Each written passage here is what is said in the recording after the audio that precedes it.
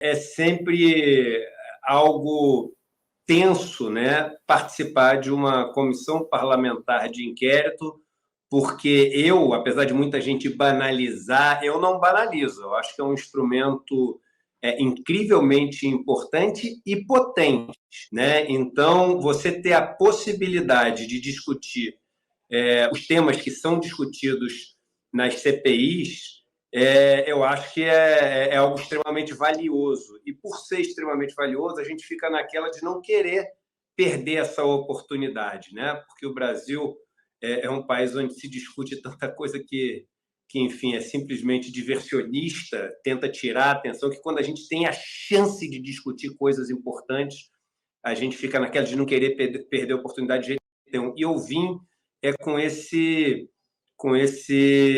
estresse, assim, no bom sentido, no melhor sentido da palavra, de poder aproveitar a oportunidade e dar uma contribuição para essa comissão parlamentar de inquérito que Calejão e Chico, Robertinho, William, para mim, uma das, potencialmente, uma das mais importantes que o país já teve.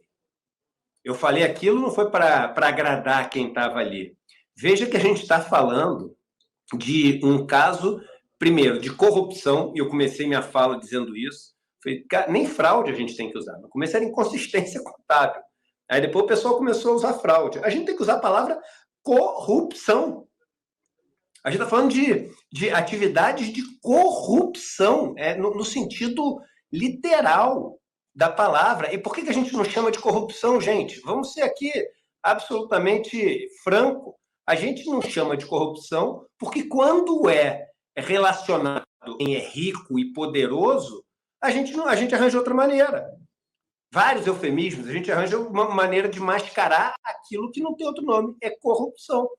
Quando, no governo passado, várias medidas foram tomadas ou deixaram de ser tomadas, e isso resultou na morte de um monte de gente, essas pessoas tornaram-se, na minha opinião, assassinas. Né? Não foram... foram pessoas que, enfim, não cumpriram com os seus deveres, elas foram lenientes, elas foram... Não, elas têm a mão suja de sangue. E nesse caso das Americanas, a gente está falando de práticas corruptas. E não é só corrupção. O maior esquema de corrupção já detectado no país até hoje. Até agora, o número final não é sabido, né? E eu acho que tudo isso vai aparecer com as investigações. Mas você lê em alguns lugares 20, em alguns lugares 40, em alguns lugares 50 bilhões de reais, gente. Bilhões de reais. Eu falei na CPI, dinheiro não some. Dinheiro sai de um lugar e vai para o outro. E você sabe uma das partes, Galejão, eu não sei o quanto vocês assistiram da CPI, mas eu acho que a parte que eu mais gostei foi quando eu fui questionado pelo deputado Mendonça Filho as perguntas que são exatamente aquelas que vão no sentido de defender o posicionamento dos donos das Americanas. E eu agradeço ele ter me feito essas perguntas. Que as perguntas sejam feitas ali, para a gente ter a oportunidade de derrubar argumentos que são os argumentos que estão sendo utilizados pelos donos da empresa. Tipo, mas a gente foi o maior prejudicado. Mas calma aí, você foi o maior prejudicado e seria mesmo, porque a gestão da tua empresa não funcionou direito, você não teve lucro na tua empresa, o setor passou por um momento ruim, o país passou por um momento complicado. Agora, a Luísa Trajano na Magazine Luiza, ela teve todo o prejuízo, porque a ação dela caiu na pessoa física, ela é dona dessas ações, ela teve prejuízo, mas ela não cometeu fraude e durante esse período ela não ganhou dinheiro indevido, vocês ganharam. Os acionistas das Americanas ganharam bilhões de reais indevidos. Outro erro que as pessoas... mas eles tiveram prejuízo porque tiveram que capitalizar a empresa agora. Isso não é prejuízo, gente. Isso eles aumentaram a participação deles na empresa. Se a empresa se recuperar agora, eles vão transformar a fraude em lucro. Em lucro.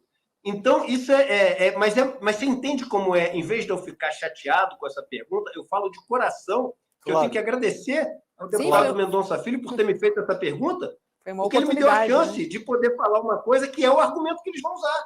Claro. Entendeu? Eduardo. Então, eu tentei colocar de lado aqui a visão pessoal, até falei isso, falei assim, ó, você não está entendendo, você está achando que eu estou dando minha opinião pessoal sobre os sócios? Não queira saber minha opinião pessoal sobre os sócios. Porque Eduardo, minha opinião pessoal... Aí vai ser confusão que a gente vai ter na conversa. O que eu trouxe aqui são dados, entendeu? São informações para tentar ajudar vocês a tentar ver essa fraude de uma maneira mais nítida.